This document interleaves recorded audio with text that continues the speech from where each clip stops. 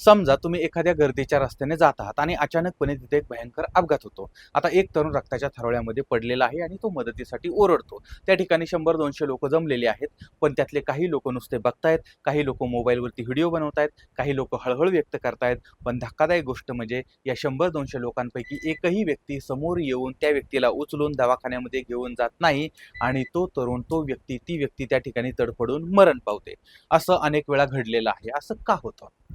तर त्या गर्दीमध्ये असणारी सगळीच लोकं क्रूर होती का? वाईट होती का? नालायक होती का? चुकीची होती का? तर नाही. मानसशास्त्र सांगतं, की ते लोकं मनानं वाईट नव्हते, पण ते एका भयंकर मानसिक विळख्यामध्ये होते. त्या सापळ्याचं नाव आहे द बायस्टँडर्ड इफेक्ट, म्हणजेच प्रेक्षकांचा प्रभाव. आता या सापळ्या पाठीमागचं मानसशास्त्र अतिशय धक्कादायक आहे. म्हणजे यालाच म्हणतात डिफ्यूज ऑफ रिस्पॉन्सिबिलिटी, म्हणजे जबाबदारीचं विकेंद्रीकरण. जेव्हा रस्त्यावरती एखादा माणूस एकटा असतो आणि त्याच्यासमोर अपघात होतो, त्यावेळेस त्याला माहीत असतं, की याला वाचवणारा माझ्याशिवाय कोणीही नाही.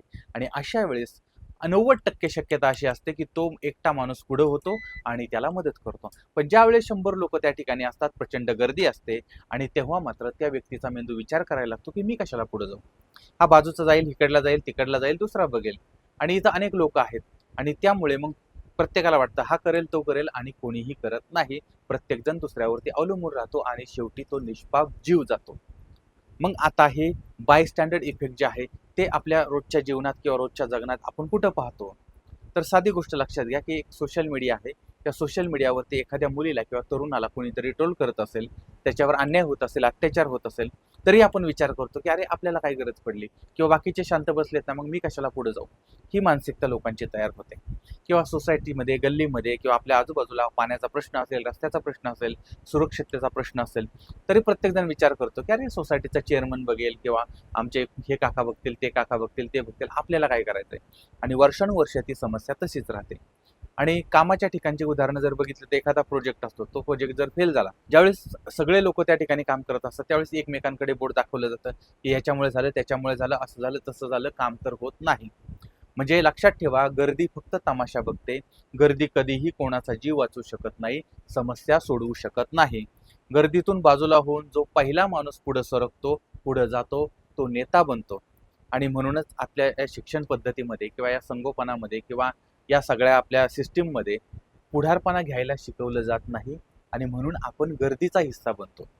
आणि स्टेजवर जाऊन तर मग 10 लोकांच्या समोर सुद्धा आपल्याला धडपणे बोलता येत नाही किंवा संकटाच्या वेळी गर्दीतनं पुढे येऊन पुढाकार घेणं हे सुद्धा आपल्याला जमत नाही. कारण आपल्याकडे शेमलेस एनर्जी नसते, लिडरशिपचं स्किल नसतं. आता आपण जे वक्तृत्व मिशन 365 हा जो कोर्स सुरू केलेला आहे, त्याच्यामध्ये या सगळ्या गोष्टी आपण ॲड केलेल्या आहेत. पण आता हे जे बाय स्टँडर्ड इफेक्ट आहे, तर त्याच्यामधून, त्या सापळ्यामधून बाहेर कसं पडायचं? तर त्याचा सुवर्ण नियम लक्षात ठेवा.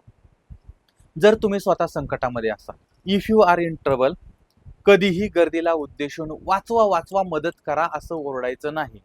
गर्दी ऐकणारी नाही. त्याऐवजी गर्दीतल्या एखाद्या विशिष्ट माणसाकडे बोट दाखवायचं आणि त्या कपड्याचा रंग वगैरे सांगायचा आणि म्हणायचं, हा काका, तुम्ही काळ्या शर्टावाले काका किंवा पांढऱ्या शर्टावाले, पगडीवाले, हे ते असं सांगायचं, प्लीज मला मदत करा, मला दवाखान्यामध्ये द्या. किंवा मॅडम असेल तर मॅडम, लिंबू कलरच्या साडीवाल्या मॅडम किंवा असं काहीतरी. आणि ती व्यक्ती मग समोर येते. तुम्ही टार्गेट जेव्हा करता त्यावेळेस ती व्यक्ती, तिला कळतं की या आता जबाबदारी आपल्यावर पडलेली आहे आणि त्यानंतर त्या व्यक्तीचा मेंदू सक्रिय होतो आणि ती व्यक्ती तुमच्यापर्यंत येते. आणि जर समजा तुम्ही अशा ठिकाणी असाल, if you are a fitness, दुसऱ्याची कोणाची वाट बघू नका. पहिलं पाऊल स्वतः टाका. तुम्ही जेव्हा पहिलं पाऊल टाकाल त्यावेळेस बाकीच्यांनाही लाज वाटते आणि बाकीचे मग मदतीला धावतात. आणि त्या गर्दीतनं तुमच्यामुळे, तुमच्या पहिल्या पावलामुळे तुम्ही अनेक लोकांचे जीव वाचवू शकता, अनेकांना मदत करू शकता. आणि लक्षात ठेवा, ज्यावेळेस आपण काहीतरी पुण्याचं, काहीतरी चांगलं काम करतो, एखाद्याच्या आयुष्यामध्ये आनंद आणतो, त्यावेळेस त्यानं जाणीव ठेवो न ठेवो, वरचा जो आहे तो ठेवत असतो. हे लक्षात ठेवायचं. आणि आपल्या घरातल्या लोकांना, आपल्या लेकराबाळांना, आपल्या परिवाराला त्याचे आशीर्वाद आपोआप मिळत राहतात. आणि त्यामुळे जबाबदारी आपली आहे असं समजून कुणी संकटात असेल तर आपण पुढाकार घ्यायला शिकलं पाहिजे. आणि हा जर विचार तुम्हाला पटत असेल तर हा व्हिडिओ जास्तीत जास्त लोकांपर्यंत पोहोचवा आणि प्रत्येक व्यक्तीपर्यंत हा विचार गेला पाहिजे की आपण स्वतः पुढं झालं पाहिजे. कारण रस्त्यावरती अशा अनेक गोष्टी घडतात आणि अनेकांचे यामुळे जीव वाचले जाऊ शकतात. तुम्ही कधी असा गर्दीचा भाग झालाय का? किंवा तुम्हाला कधी अशी अडचण आली आहे का? तर हे सुद्धा मला कमेंटमध्ये जरूर कळवा. पुन्हा भेटूया पुढच्या भागामध्ये, पुढच्या व्हिडिओमध्ये. तोपर्यंत धन्यवाद.